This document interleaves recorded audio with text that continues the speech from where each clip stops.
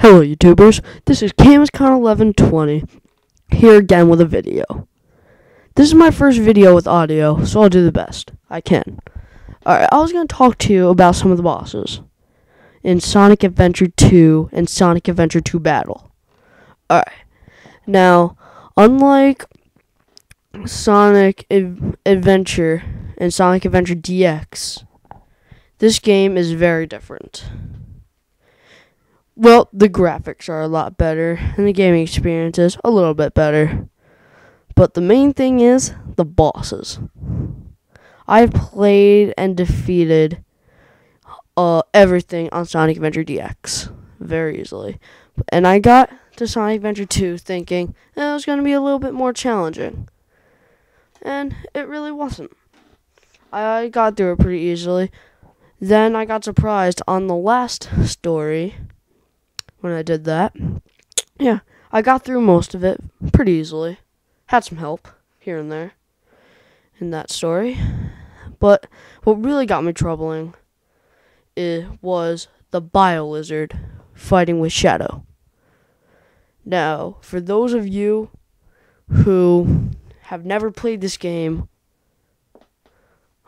or seen what this guy can do, don't underestimate what I'm saying, okay? Because you will have no idea how hard this boss is. He is extremely hard. Okay, it's very hard to beat him because, one, you have Shadow. And some of you may have different opinions, but I'd say I don't very well communicate with while using Shadow. Alright. Well, what you have to do to defeat him is the first attack, easy as pie. All you do is he's gonna start chasing you around in the circle platform. Now be careful, because there are two openings in the platform that you run across, and if you fall in that and you don't get out within like a second, that will drag you off and you will die.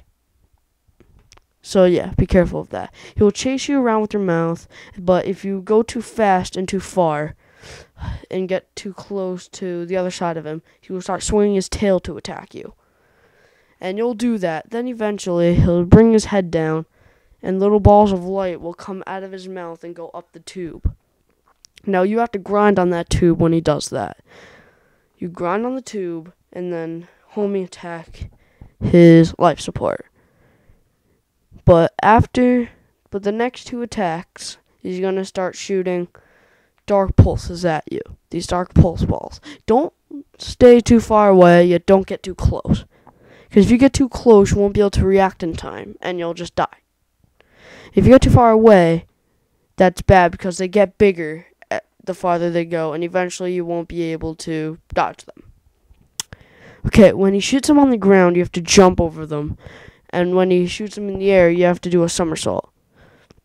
The next two hits, he'll do the same thing. He'll bring his head down, you have to grind up his life support. But then, after you hit him 3 times,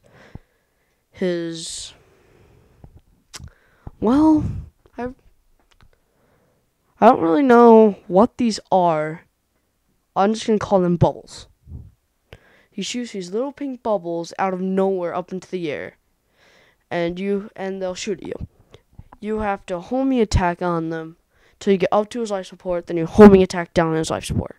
He'll do that twice. And in between, he'll chase you and may shoot a few dark pulses. After you successfully attack him 5 times, the final attack will begin soon after that. He'll shoot them up into the air, but they'll be like higher in the air. And it'll shoot you up in the air. And you have to, like, move forward or something, dodging all the bubbles or whatever. And they'll shoot at you, too. Then you have to go and get to his life support and attack him. After you do that, 6 hits in total, he will be defeated, and you will move on to Final Hazard. Final Hazard, even though he's the final boss in the entire game, is a lot easier than you would think. So, now I'm going to show you some pictures of gameplay, and you'll get a better understanding. Okay. And thanks for tuning in.